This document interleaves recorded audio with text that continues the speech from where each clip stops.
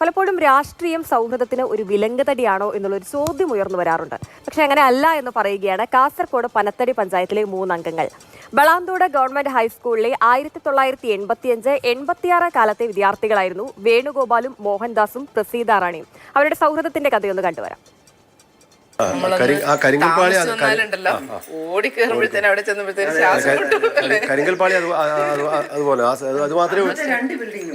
പ്രിയപ്പെട്ട വിദ്യാലയ മുറ്റത്തേക്ക് ആ 3 കൂട്ടുകാർ വീണ്ടും എത്തി. പഴയ കൗമാരക്കാർ സ്കൂൾ വരാന്തയിലൂടെ നടന്ന് ഓർമ്മകൾ പങ്കുവച്ചു. ഇതൊരു ബിൽഡിംഗ് അല്ലല്ല, ഇത് പനമ്പ് മറിച്ചല്ല, അപ്പുറത്തായിരുന്നു പനമ്പ് മറിച്ചത്. ഇനി മുതൽ ഇതൊരു സൗഹൃദ കൂട്ടായ്മ മാത്രമല്ല. 3 പേരും പനത്തടി ഗ്രാമപഞ്ചായത്തിലെ അംഗങ്ങളാണ്. 2 പേർ LDF അംഗങ്ങളും ഒരാൾ BJPയുടെ അംഗവും. ഞങ്ങളെ സംബന്ധിച്ചിടത്തോളം ഞങ്ങള് രാഷ്ട്രീയത്തിന് അതീതമായി നേരത്തെ ഞങ്ങള് സൗഹൃദത്തിലുണ്ടായിരുന്ന ആൾക്കാരാണ്. പിന്നെ ഞങ്ങൾ പൊതുവെ ഈ 86 കാലഘട്ടത്തിൽ ഉണ്ടായിരുന്ന SLC ബാച്ച്. അതിനുശേഷം ഈ ഗെറ്റ് ടുഗദറായിട്ട് ഞങ്ങൾ ഇടയ്ക്ക് ഒത്തുചേരാറുണ്ട്.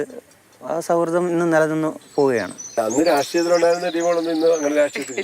ആരോപണ പ്രത്യാരോപണങ്ങൾ നിറയുന്ന തെരഞ്ഞെടുപ്പ് രംഗത്തും ഇവർ ഈ സൗഹൃദത്തിന്റെ രസച്ചരട് പൊട്ടാതെ കണ്ടു. ബലം വന്നപ്പോൾ അന്യോന്യം വിളിച്ചഭിനന്ദിച്ചു. പെണ്ണെ എന്ന് വിളിച്ചിട്ട് തന്നെ സംബോധന ചെയ്യുന്നത്. അപ്പം അത്രയും ആ ഒരു ബന്ധം ഞങ്ങളെല്ലാവരും നിലനിർത്തുന്നുണ്ട്.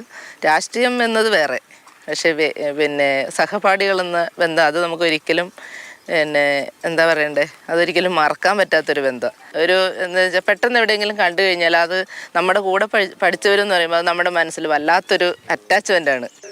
രാഷ്ട്രീയത്തെക്കാൾ ഉപരി ലാളിത്യവും ജനകീയതയുമാണ് തങ്ങളുടെ വിജയത്തിന്റെ രഹസ്യമെന്ന് ഈ ജനപ്രതിനിധികൾ ഉറച്ചു വിശ്വസിക്കുന്നു. മിക്കവാറും എല്ലാ ദിവസവും തന്നെ കാണുകയും സംസാരിക്കുകയും രാഷ്ട്രീയം സംസാരിക്കും, സൗഹൃദവും സംസാരിക്കും. അത് രണ്ടും രണ്ടാണ്. രാഷ്ട്രീയം വരുമ്പോൾ രാഷ്ട്രീയപരമായിട്ടുള്ള കാര്യങ്ങൾ പറയും, സൗഹൃദപരമായിട്ടുള്ള കാര്യത്തിൽ സൗഹൃദപരമായി സംസാരിക്കുകയും കാര്യങ്ങളൊക്കെ ചെയ്യും. പിന്നെ സഹപാഠികൾ എന്ന നിലയിൽ ഞങ്ങൾ ഒരുമിച്ച് കൂടുന്ന സമയത്തും ഇക്കാര്യങ്ങളൊക്കെ ഞങ്ങളൊക്കെ എല്ലാവരും രാഷ്ട്രീയം ഉണ്ടെങ്കിൽ പോലും അതിനൊക്കെ അപ്പുറത്തേക്ക് പിന്നെ വളരെ സൗഹൃദം വെച്ച് കൊടുത്തു. ഇപ്പം കുറച്ചും കൂടെ നല്ലതാണ്. പരസ്പരം എനിക്കൊന്ന് മോഹൻദാസ് ഞാനും 5ാം ക്ലാസ് മുതൽ ഒരുമിച്ച് പഠിച്ചാണ്, പ്രസീദയും ഞാനും 8ാം ക്ലാസ് മുതൽ ഒരുമിച്ച് പഠിച്ചാണ്. അപ്പോൾ ആ ഒരു അടുപ്പം ഒരാൾ എന്താണ് എന്ന്, അവന് എന്ത് രാഷ്ട്രീയം ഉണ്ടെങ്കിലും അയാൾ എന്താണ് എന്നുള്ള കൃത്യമായിട്ട് നമുക്ക് മനസ്സിലാക്കാൻ ഈ കഴിഞ്ഞ കാലഘട്ടങ്ങളിൽ നമ്മളെ സഹായിച്ചിട്ടുണ്ട്.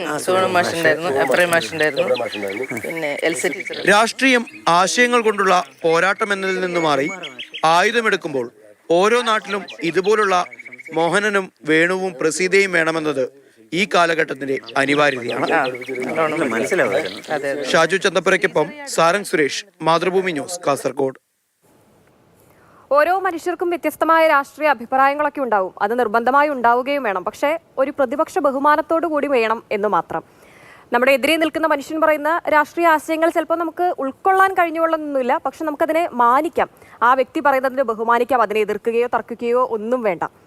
ഒരു ഉത്തമ ഉദാഹരണമാണ് നമ്മളിപ്പോൾ ഇവിടെ കണ്ടത് ഈ 3 പേരുടെ സൗഹൃദത്തിൽ നിന്ന്. സാരംഗ് സുരേഷ് ചേരുന്നുണ്ട് നമുക്കിപ്പം തത്സമയം. സാരംഗേ, രാഷ്ട്രീയം എന്ന് പറഞ്ഞ് വെട്ടാനും കുത്താനും ഒക്കെ നടക്കുന്ന ഒരു കാലമാണത്. അപ്പം ആ കാലത്താണ് 3 പേരിങ്ങനെ മാതൃകയായി മാറുന്നത്. അവർക്ക് രാഷ്ട്രീയമുണ്ട്, പക്ഷേ ആ രാഷ്ട്രീയത്തിനൊന്നും അടിയറവ് പറയാതെ സൗഹൃദം ഒരു വഴിയെ കൊണ്ടുപോകുന്നു.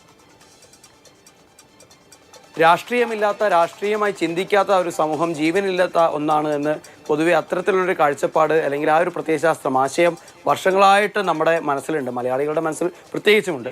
പക്ഷേ രാഷ്ട്രീയത്തോടൊപ്പം തന്നെ തികഞ്ഞ സൗഹൃദവും ആ രീതിയിൽ തന്നെ ഏറെ മനോഹരമായി കൊണ്ടുപോകണമെന്ന് തന്നെയാണ് ഈ മോഹനേട്ടനും വേണുവേട്ടനും അതുപോലെ തന്നെ പ്രസീതേച്ചിയും പറഞ്ഞു പോകുന്നത്. കാരണം പലപ്പോഴും നമ്മൾ കണ്ടിട്ടുണ്ട് നമ്മുടെ കലാലയ രാഷ്ട്രീയ കാലത്തൊക്കെ തന്നെ ഇത്തരത്തിൽ 2 or 3 സംഘടനകളുടെ ഭാഗമായിട്ട് പിന്നീട് ആ ഒരു രീതിയിൽ ക്യാമ്പസിനകത്തൊക്കെ തന്നെ വലിയ തോതിൽ സംഘർഷങ്ങളും പ്രശ്നങ്ങളും ഒക്കെ തന്നെ വാക്കുതർക്കങ്ങളൊക്കെ ഉണ്ടാകുന്നതും പിന്നീട് വർഷങ്ങളോളം ആ ഒരു പ്രയാസവും ആ ഒരു വിദ്വേഷവും ഒക്കെ തന്നെ പലരും മനസ്സിൽ വെക്കുന്ന കാഴ്ചകൾ നമ്മൾ കണ്ടിട്ടുണ്ട്. പക്ഷേ അത്തരത്തിലല്ല നമ്മൾ ചിന്തിക്കേണ്ടത്. ഏറെ പോസിറ്റീവായിട്ട് നമ്മുടെ സൗഹൃദത്തെ കൂടി ചേർത്ത് നിൽക്കുന്ന രീതിയിൽ തന്നെ വേണമെന്നുള്ള ഒരു കാഴ്ചപ്പാട് തന്നെയാണ്, ആ ഒരു മാതൃകയാണ് അവർ കാണിക്കുന്നത്. കാരണം നമ്മുടെ എല്ലാ രാഷ്ട്രീയക്കാർക്കും എല്ലാ പൊതുപ്രവർത്തകർക്കും മാതൃകയാക്കാവുന്ന രീതിയിലുള്ള ആ ഒരു പ്രവർത്തനം തന്നെയാണ് അവരുടെ ഭാഗത്ത് നിന്നുണ്ടാകുന്നത്. അല്ലെ, ആ ഒരു രീതി ഒരു വർഷങ്ങളായിട്ട്. അതിൽ ഏറ്റവും കൗതുകമെന്ന് പറയുന്നത് ഈ വേണു ചേട്ടൻ എന്ന് പറയുന്നത് ചെറിയ പ്രായം തൊട്ട് തന്നെ സംഘപരിവാർ രാഷ്ട്രീയവുമായി ചേർന്ന് പോകുന്ന ഒരാളാണ്. അദ്ദേഹത്തിൻ്റെ വീട്ടിലേക്കാണ് ഇത്തരത്തിൽ മോഹനേട്ടൻ ആദ്യമായിട്ട് തെരഞ്ഞെടുപ്പിൽ മത്സരിക്കുമ്പോൾ അദ്ദേഹത്തിൻ്റെ അച്ഛൻ്റെ അനുഗ്രഹം വാങ്ങുക. തൻ്റെ പ്രിയ സുഹൃത്തിൻ്റെ അച്ഛനാണ് എന്നുള്ള ആ ഒരു കാഴ്ചപ്പാടോട് കൂടി തന്നെ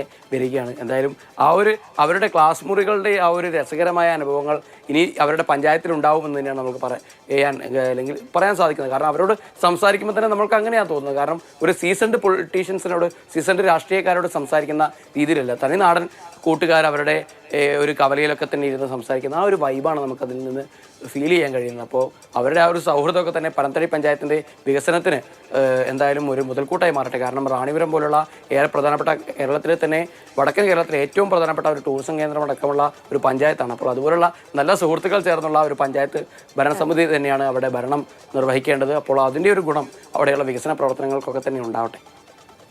തീർച്ചയായും അതെ. വ്യത്യസ്തമായ രാഷ്ട്രീയ അഭിപ്രായങ്ങളാണ് മൂന്ന് പേർക്കും, വ്യത്യസ്തമായ ആശയങ്ങളിൽ വിശ്വസിക്കുന്നവരാണ്. പക്ഷെ മൂന്ന് പേരെയും ഒരു കുടക്കീഴിൽ എത്തിക്കുന്നത് അവരുടെ സൗഹൃദവും പരസ്പര സ്നേഹവും ബഹുമാനവും തന്നെയാണ്.